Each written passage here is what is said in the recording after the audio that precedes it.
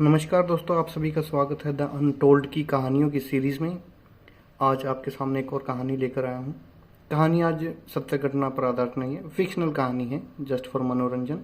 आप किसी को भी सुना सकते हैं, बच्चों को, बूढ़ों को, किसी को भी, टाइम पास के लिए आप भी सुन सकते हैं। आज की कहानी निर्धारित है डेस्टिनी पर।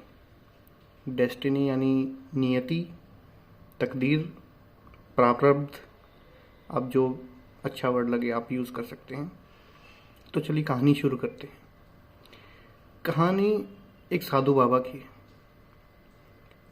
साधु बाबा बहुत ही ज्ञानी, तपस्वी और उच्च कोटि के साधु, आजकल के साधु की तरह नहीं। साधु बाबा अपनी पत्नी के साथ जंगलों में रहते थे। वहीं खाना पीना, तपस्या, ज्ञान और वहीं पे रहना, यही उनकी जीवन शैली थी और यही उनका जीने का ढंग था। साधु बाबा के कोई संतान नहीं थी। एक दिन ध्यान में मग्न सुबह का प्रहर था। नहा धोकर साधु बाबा अपने ध्यान में मग्न थे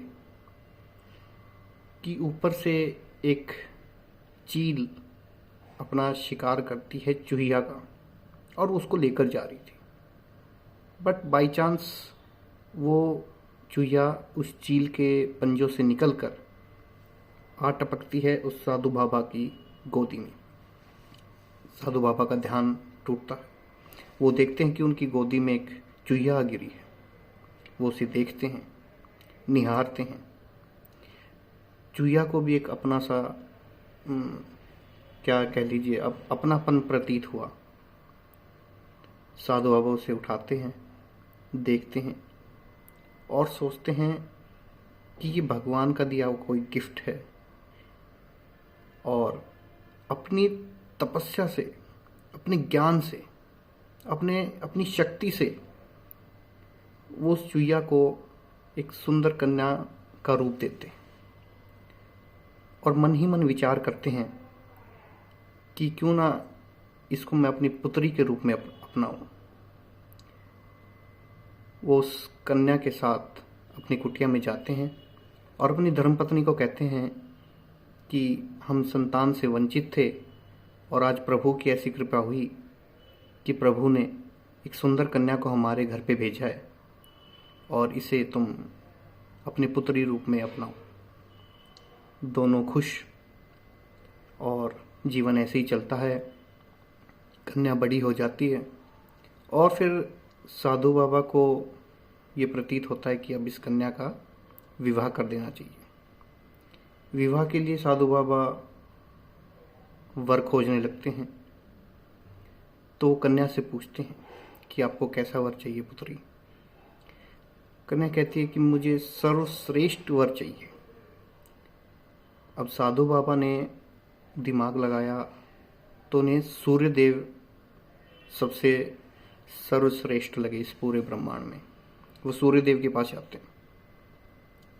सूर्यदेव कहते हैं कि पुत्र, मैं ये विवाह नहीं कर सकता। क्यों नहीं कर सकता?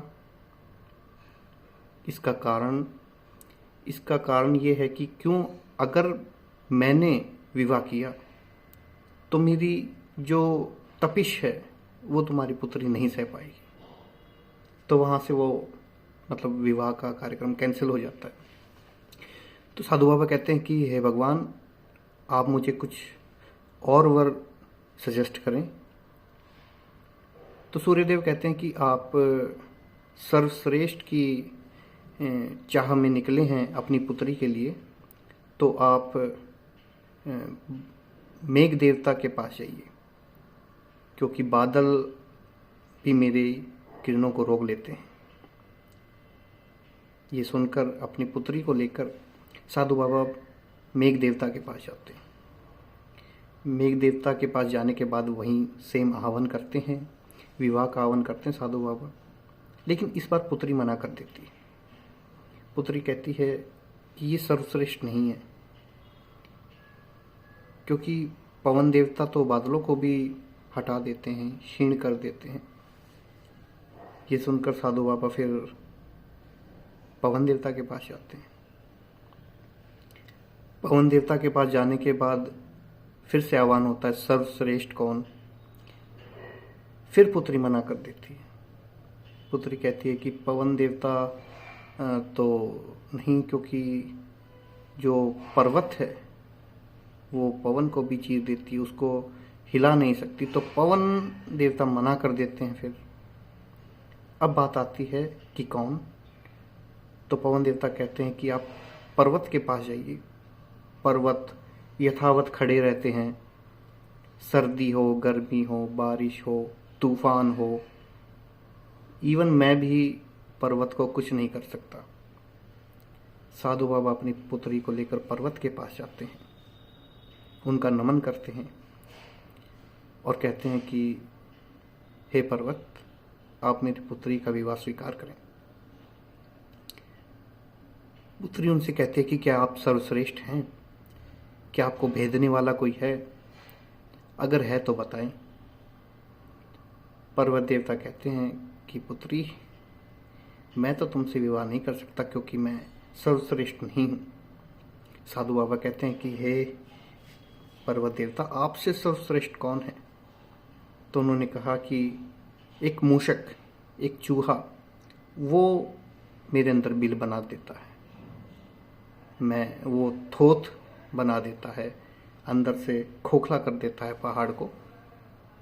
और तो फिर वो चूहे के पास जाते हैं। जैसे ही साधु बाबा चूहे के पास लेकर जाते हैं, पुत्री के मन में कोई भी शंका, विचार कुछ नहीं रहता। वो खुशी खुशी चूहे को अपना लेते हैं। साधु बाबा और उनकी वाइफ, धर्मपत्नी, खुशी से कन्यादान करते हैं और अपनी पुत्री का विवाह चूहे से कर देते हैं। अब घर आकर कुटिया में जब बात होती है तो साधु बाबा मंद मंद मुस्कुराते हैं। उनकी पत्नी पूछती है कि क्या हुआ, आप मुस्कुरा क्यों कर रहे हैं, मुझे भी बात बताएं, क्या बात है। तो साधु बाबा कहते हैं कि ये हमारी पुत्री का जो हमने विवाह किया है, ये असल में एक चुईया थी जो वर्षों पहले मेरी गोद में आ गिरी थी और मैंने अपनी तपस्या से इसके एक इंसानी रूप दिया था।